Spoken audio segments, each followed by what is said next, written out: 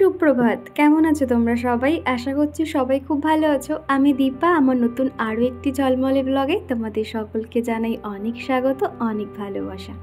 আজকে হচ্ছে মঙ্গলবার আর ঘড়িতে এখন ওই 7:30 মতন বাজে। তো চলো এখন থেকে তোমাদেরকে সাথে নিয়ে ভিডিওটা শুরু করছি। আগের দিন রাত্রিবেলা যে থালা বাসনগুলো মেজে রেখেছিলাম সেগুলো এখন এই জায়গায় রেখে দিচ্ছি। আর কি বলো তো, আমাদের রান্নাঘরে পিছর ওই ছোটো যে বারান্দাটা রয়েছে ওইখানে কিন্তু বাসনটা রেখে দিয়েছিলাম, তো সুন্দরভাবে জলটা ঝরে গেছে, তো এখন প্রত্যেকটা জায়গায় রেখে দিচ্ছি। আর এরই মধ্যে কিন্তু চিকুর পাপার জন্য টিফিনটাও বানিয়ে ফেলেছি, আর সেটা অফ ক্যামেরাতে। কি জানো তো, ইদানিং তোমরা একটু খেয়াল করলে বুঝতে পারবে আমি কোনো রকমই ওই যে বেলার দিকে যে রান্নাবান্না করতাম সেটা, কিংবা সকালে যে টিফিন বানাতাম, কোনো ভিডিওই শেয়ার করছি না।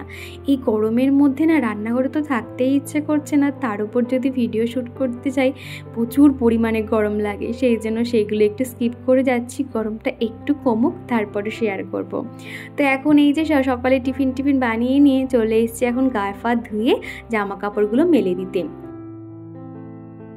আর এই গরমের জন্য মোটামুটি দিনেতে দুবার স্নান করতেই হচ্ছে, এক সকালে আর 2 বেলার দিকে স্নানটা করে নিই।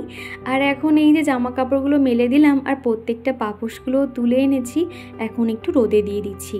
গেট খুলে আর বাইরে গেলাম না, কেননা গ্রিলের এদিকেই তো ভালো রোদ চলে আসে, ওই জায়গাটাতে একটু মেলে দিলাম। আর সকালবেলা বেঞ্চের অবস্থাটা ঠিক এরকম হয়ে থাকে। আর বাইরে সকাল থেকে এত ঝোড়ো হাওয়া হচ্ছে, ওখানে পুতুল যে কুশানগুলো রেখেছি না সমস্ত উল্টে উল্টে পড়ে যাচ্ছে, তো এই জায়গাটা একটু পরিষ্কার করে নিচ্ছি। আমার দুটো রুম কিন্তু আমার কাছে অনেকটাই প্রিয়। কি জানো তো, দুটো রুম সবসময় কিন্তু আমি এরকম গোছগাছ করে রাখতে পছন্দ করি, যেন এদিক ওদিক কিছু অগোছালো না হয়ে থাকে। যদি এরকম ঘরবাড়ি সবসময় টিপটপ করে গোছানো থাকে, নিজের মনের মধ্যে কোথায় থেকে যেন একটা শান্তি চলে আসে। আর আমার চিকুর জন্য কিন্তু ডাইনিং রুমটা ছেড়ে দিয়েছি, ও ওখানে খেলাধুলো করা, বদমাইশি, এটা ওটা সব কিছু ডাইনিং রুমেই করে। একদিকে ভালো হলো, দুটো ঘর অন্তত পরিষ্কার পরিপাটি থাকলো, যা খেলার ওই ডাইনিং রুমে খেললো। আর আমি যেহেতু বেলার দিকে রান্না করি, আর ওকে তাহলে একটু দেখতে পারি ও ঠিক কী করছে। আর এখন এই তো ঠাকুরের থালা বাসনগুলো মেজে নিচ্ছি। চিকুর পাপা স্নানে ঢুকেছে, এসেই কিন্তু ঠাকুর পুজো করতে বসবে। মোটামুটি ওর হাতের কাছে সব কিছু জোগাড় করে দিলে ঠাকুর পুজোটা সেরে দেয়, এতে কিন্তু আমার অনেকটাই হেল্প হয়, কাজকর্মগুলো তাড়াতাড়ি করে নিতে পারি। আমার আবার ঠাকুর পুজো করার আগে কিছু খেতে ইচ্ছে করে না, আর ঠাকুর পুজোটা যদি হয়ে থাকে না, তাও আমি সকাল সকাল কিছু একটা খেয়ে নিতে পারি। আর এখন এই যে বেসিনটা একটু পরিষ্কার করে নিচ্ছি, এখানে যদি ঠাকুরের থালা বাসন শুধুমাত্র মাজা হয় আর একটু জলের স্পট পড়ে থাকে তো দেখতে খুবই খারাপ লাগে, সেই জন্য প্রতিদিন হালকা হাতে একটু করে পরিষ্কার করে নিই। আর এখন একটু খিচুড়ি বানিয়ে নিয়েছিলাম, অনেক দিন হলো খিচুড়ি খাওয়া হয় না, সকালবেলা টিফিনের জন্য আমার আর চিকুর খাবার আর কি। তো এদিকে কাকটা যখন থেকে খাবারটা বসিয়েছি ও সমানে ডেকে যাচ্ছে, সেই জন্য ছোটো একটা প্লেটে করে ওকে এরকম খিচুড়ি দিলাম। আগের বারে একটা বাটিতে খাবার দিয়েছি, সে কী করেছে বাটি সমেত নিয়ে উড়ে পালিয়েছে জানো, তো সেই জন্য ছোটো একটা এরকম প্লেটে করে দিলাম আর কি। আর এত পরিমাণে গরম পড়েছে, কোনো রকম ভাজা বা তেলের জিনিস একটু অ্যাভয়েড করার চেষ্টা করছি। সকালে তো পাস্তা বানিয়েছিলাম, তো অন্য সময় পাস্তা হলে চিকুর জন্য রেখে দিই, কিন্তু আজকে আর রাখলাম না। এই যে খিচুড়ি বানিয়ে নিয়েছি, আমার মনে হয় এটাই বেস্ট খাবার। আর চিকু কিন্তু গরম গরম খিচুড়ি বেশ পছন্দ করছিল। তো তারপরে চলে এসেছি আমার যে আরেকটা রুম আছে সেই রুমটাকে পরিষ্কার করার। আগের দিনকে দেখেছো বেডরুমটা পরিষ্কার করেছি, আর আজকে কিন্তু এই ঘরটা করে নিচ্ছি। কোথাও থেকে ঘুরে আসার পরেই একটাই সমস্যা হয়, জিনিসপত্র কিন্তু এদিক ওদিক অগোছালো হয়ে থাকে আর ধুলোবালি কিন্তু জমে যায়। আর সব কিছু তো একদিনে যে করে ফেলবো এটা তো সম্ভব হয় না, একটা ছোট বাচ্চাকে নিয়ে থাকি সেই কারণে। তো একদিন করে একটা একটা করে কাজ করে নিচ্ছি। আগের দিন তো বেডরুমটা হয়ে গেছে, আর আজকের এই রুমটা করে নিয়ে পরের দিন ভাবছি আমার ডাইনিং রুমটাকে পরিষ্কার করে নেব। আর এই যে শোকেসের ওখানটাতে প্রত্যেকটা জায়গা একটু পরিষ্কার করে নিচ্ছি। আর যখন বাপের বাড়ি গেছিলাম, চিকুর যে ওষুধগুলো মেন প্রয়োজন আর কি, জ্বরের ওষুধ, বমি, পটি, সেই সমস্ত ওষুধগুলো নিয়ে গেছিলাম, সেগুলো এই ঝুড়ির মধ্যে রেখে দিয়ে এই শোকেসে রেখে দিলাম। আমার এই ঘরটাতে কিন্তু কোনো রকম দামি আসবাবপত্র নেই, তবে যতটুকু আছে এই দিয়ে সামাল দিয়ে নিই। যখন যেরকম তখন তো সেভাবেই থাকতে হবে না। চিকু যখন ছোট ছিল তখন তো ইচ্ছে ছিল যে একটা ওয়ার্ড্রপ কিনবো, সেখানে চিকু জামা কাপড়গুলো রাখবে, কিন্তু ওই যে চিকু হওয়ার পরে অনেকটা তো খরচপাতি হয়ে গেছিলো, আর আমাদের নতুন সংসারে একটু হিসেব করে না চললে না অনেকটাই মুশকিল হয়ে পড়ে। সব সময় তো নিজের সাধ্যের মধ্যে সব কিছু হয়ে ওঠে না, তো সেই জন্য ওয়ার্ড্রপটা কেনা হয়নি। একটু কমের মধ্যেই ছোট শোকেসটা কিনেছিলাম। এর মধ্যে চিকুর জামা কাপড়, ওষুধপত্র সেগুলো নিচেরটাতে রাখি, আর বাদবাকি টুকটাক জিনিসপত্র উপরে রেখে দিই। তবে শোকেসটা কিন্তু অনেকটাই ছোট, বেশি কিন্তু জিনিসপত্র রাখা যায় না। আর এখন বাজারে জিনিসপত্রের এত দাম বেড়েছে না, 1000 টাকা মানে কোনো কিছুই না। যদি 1000 টাকা বাজারে নিয়ে যাওয়া যায় তাহলে কিন্তু কিছুই থাকে না। বিশেষ করে আমাদের মতন মধ্যবিত্ত ফ্যামিলিতে অনেকটাই অসুবিধা হয়ে পড়ে। বিশেষ করে এরকম ভাড়া বাড়িতে থেকে আর একটা ছোট বাচ্চা নিয়ে, তো জানোই এরপরে কিন্তু এই বাড়িটার ভাড়াও অনেকটা বেড়ে যাবে। প্রত্যেক বছর কিন্তু ভাড়া একটু একটু করে বাড়তেই থাকে। আর এই তো দেখতে গেলে 3 বছর হয়ে গেল, আর চিকুকেও কিন্তু স্কুলে ভর্তি করতে হবে। সব রকম চিন্তা কিন্তু মাথায় রয়েছে। জানি না ভগবান কবে মুখ তুলে চাইবে নিজের ইচ্ছেগুলো পূরণ করতে পারবো, আর সেই জন্য কিন্তু ইউটিউবে আসা। তো জানি অনেকটাই কষ্ট করতে হয়, কষ্ট না করলে কিন্তু কিছুই পাওয়া যাবে না। আমার মনে হয় আমরা যদি কোনো কাজ সৎ পথে করে এবং নিষ্ঠা ভরে সেই কাজটা করতে পারি, নিশ্চয়ই আমাদের সাথ দেবেন। আর এদিকে তোমাদের সাথে কথা বলতে বলতে ঘরের প্রত্যেকটা জায়গা আমি সুন্দর করে পরিষ্কার করে গুছিয়ে রেখেছি। তারপরে কিন্তু ঘর, বারান্দা, ডাইনিং রুম প্রত্যেকটা জায়গা এখন ঝাড় দিয়ে নেব। যে বন্ধুরা এত পরিমাণে গরম লাগছে কি বলবো, সবে একটু বসলাম তো জল ফল খাবো, পুরো মুখ ফুক না পুরো লাল হয়ে গেছে, পুরো জ্বালা করছে, এত গরম পড়ছে। যেহেতু ডাস্টিংয়ের এটা করছিলাম, ধুলো টুলো উঠছিল, ওই কারণে হয়তো আর ঘামে পুরো জামার সামনেটা পুরো একদম ভিজে গেছে। তো এখন জামাটা চেঞ্জ করে একটু ফ্রেশ হয়ে নিয়ে তারপর রান্নাঘরের দিকে যাব। তো তোমরা ভিডিওটা দেখতে থাকো। আর এই যে এদিকে আমার রান্নাও হয়ে গেছে, এদিকে মাছ ভেজে নিয়েছি, সাথে রয়েছে চাটনি, আমের চাটনি বানিয়েছিলাম, আর করেছি ঝিঙে আলু পোস্ত, আর সাথে করেছি বিউলির ডাল। আমি এই প্রথমবার বিউলির ডাল বানালাম, তো এত সুন্দর খেতে লাগছিল না। গরম গরম ভাতে বিউলির ডাল আর সাথে আলু পোস্ত হলে দুর্দান্ত লাগে।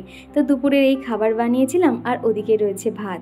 তো আমি তো তোমাদেরকে প্রথমেই বললাম রান্না বান্নার সময় না আর ভিডিও শ্যুট করতে একদমই ইচ্ছে হয় না গো। তো এদিকে আমি রান্নাবান্নাগুলো সেরে নিয়েছি, কিন্তু রান্নাঘরের কাজ এখনও কিছুই হয়নি। তো প্রথমে কয়েকটা থালা বাসন জমেছে, সেগুলো প্রত্যেকটা আমি মেজে নিচ্ছি। তারপরে কিন্তু রান্নাঘরটাকেও পরিষ্কার করে নেব। আর এরই সঙ্গে চলো, যে বন্ধুরা প্রতিদিন আমাকে সুন্দর সুন্দর কমেন্ট করে, আমাকে অনেক মোটিভেট করে, চলো তাদের নাম নেওয়া যাক। তো প্রথমেই কমেন্ট করেছে রিয়া মুখার্জি, ঐশ্বর্য ঘোষাল, সুখী ফ্যামিলি, রিয়েল ব্লগার হীরা, আজমিরা বেগম, তনু ব্লগ, সুমি অধিকারী, তানিয়া নস্কর, মাধুরী পাল, তিথি, সিম্পল লাইফস্টাইল, রাইস লাইফ, মৌ লাইফস্টাইল, কেয়ার ফ্যামিলি, মন্স মাম কেয়ার, রীতা গৌতম রয়, আমাদের গল্প কথা, সুতপা, দেবারতী সর্দার, সোনিয়া খাতুন। তো দিদিভাই বোনেরা, তোমাদেরকে অসংখ্য ধন্যবাদ। তোমাদের কাছে একটাই চাওয়া, আগামী দিনগুলো এইভাবে আমার পাশে একটু থেকো। আজকে তোমাদেরকে একটা টিপস দেব, আশা করছি তোমাদের কাজে লাগবে। সবার ঘরে তো ওই যে নন মডিউলার কিচেন থাকে না, তো সেক্ষেত্রে না আমরা কিছু একটু আইডিয়া প্রয়োগ করতে পারি। যেমন ধরো, কিছু জিনিস আমরা একটু ঢেকে রাখতে পারি, কেননা রান্নাঘরে তুমি যাই জিনিস রাখো না কেন সেগুলো কিন্তু একটু তেল চিটচিটে ভাব চলেই আসে। সেক্ষেত্রে যদি সেগুলোকে আমরা একটু ঢেকে রাখার চেষ্টা করি তাহলে কিন্তু অনেকটাই সেফ। আমার আগে রান্নাঘরের সেলফে এই যে মশলাদানির যে র্যাকগুলো রাখতাম, এতে কিন্তু অনেকটা হেজি লাগতো, যেমন ধরো এদিক ওদিক ছড়িয়ে ছিটিয়ে থাকতো আর কেমন জানি লাগতো। কিন্তু এখানে এরকম যেহেতু ছোটো একটা জানালা রয়েছে, তার উপরে প্রত্যেকটা মশলাদানি যেগুলো আমার রান্নার সময় ব্যবহার হয় সেগুলো প্রত্যেকটা গুছিয়ে রেখে একটা পর্দা দিয়ে ঢেকে দিয়েছি। সেক্ষেত্রে কি হয়, কোনো রকম তেল কিন্তু ওদিকে উড়ে যায় না। আর সবসময় যেহেতু কাপড় দিয়ে ঢাকা থাকে বলে আগে যেরকম তেল চিটচিটে ভাব পুরো চড়া হয়ে পড়ে থাকতো, সেটা কিন্তু অনেকটাই কম হয়েছে। তো তোমাদেরকে বলবো, এরকম জানালা না থাকলেও কিছু একটা দিয়ে মশলার র্যাকটাকে রান্নার শেষে একটু ঢেকে রাখবে, এমনকি রান্নার শুরুর আগেও কিন্তু ঢেকে রাখবে। তাহলে দেখবে অনেকটাই কিন্তু আমাদের খাটনি কমে যাবে।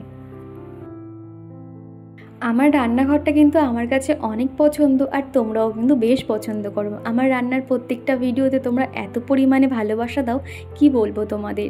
আর আমি যেহেতু মায়ের কাছে গেছিলাম, তো তখন কিন্তু আমার একটা সপ্তাহে কিচেন পরিষ্কার করার একটা ডেট ছিল, তখন তো করতে পারিনি। তবে 2-4 দিনের মধ্যে ভাবছি কিচেনটাকেও একটু ডিপ ক্লিনিং করব, তবে এখন নয়, গরমটা একটু কমলে আর কি। আর এদিকে আমি এই যে সাইডটাতে না আমার যে সবজি রাখার র্যাকটা রাখি, সাথে মিক্সার গ্রাইন্ডারটা যেহেতু সাদা কালার, একটুতে কিন্তু ধুলো হলে বোঝা যায়, সেই জায়গাটাও কিন্তু সুন্দর করে মুছে নিয়েছি। আর এখন এই তো 2টো বেডরুম, ডাইনিং রুম, কিচেন এবং ব্যালকনির দিকটা সুন্দর করে মুছে নেব। আমার এই ঘরটা কিন্তু অনেকটাই বড়, সেই জন্য আমার ঝাঁট দিতে এবং মুছতে অনেকটাই সময় লেগে যায়।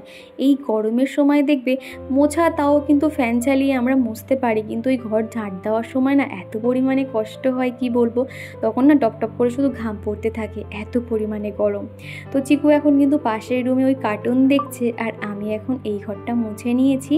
তো পাখাগুলো চালিয়ে দিয়েছি, তাহলে না একটু গায়ে ঘামটা যেন জুড়োয়, তা না হলে প্রচুর ঘাম হয়। তো এখন এই পাপোশগুলো একটু গরম হয়ে গেছে, তো একটু ঝেড়ে যেটা যেখানে থাকে সেখানে রেখে দেব। আমার এই এত বড় ঘরটাতে কিন্তু 5-6টা মতন পাপোশ ব্যবহার করা হয়, তা না হলে কিন্তু একটু ধুলো হয়ে যায়। মায়ের কাছে যাওয়ার আগে 4টে পাপোশ পুরো কেচে দিয়ে গেছিলাম, তো এখনও 3খানা বাকি রয়েছে। আজকালের মধ্যে সেগুলোকেও পরিষ্কার করে নিতে হবে। সকালে যে জামা কাপড়গুলো মেলেছিলাম প্রত্যেকটা বেশ শুকিয়ে গেছে, আর এখনই ভাঁজ করে শোকেসে রেখে দিচ্ছি। বিশেষ করে কোনো জামা কাপড় গোছাই আর না গোছাই চিকুর পাপারগুলো কিন্তু গোছাতেই হয়, না তো তাড়াহুড়োর সময় খুঁজে না পেলে আবার কিন্তু বকাবকি শুরু করে দেয়।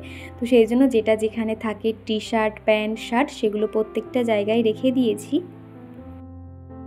তো দুপুরের পর থেকে আর কোনো রকম ভিডিও শ্যুট করতে পারিনি, এত পরিমাণে গরম লাগছিল। খাওয়া দাওয়া করে একটু রেস্ট করেছিলাম, আর এখন ওই তো 5:30-6টা মতন বাজে, সন্ধেটাও দিয়ে নিচ্ছি।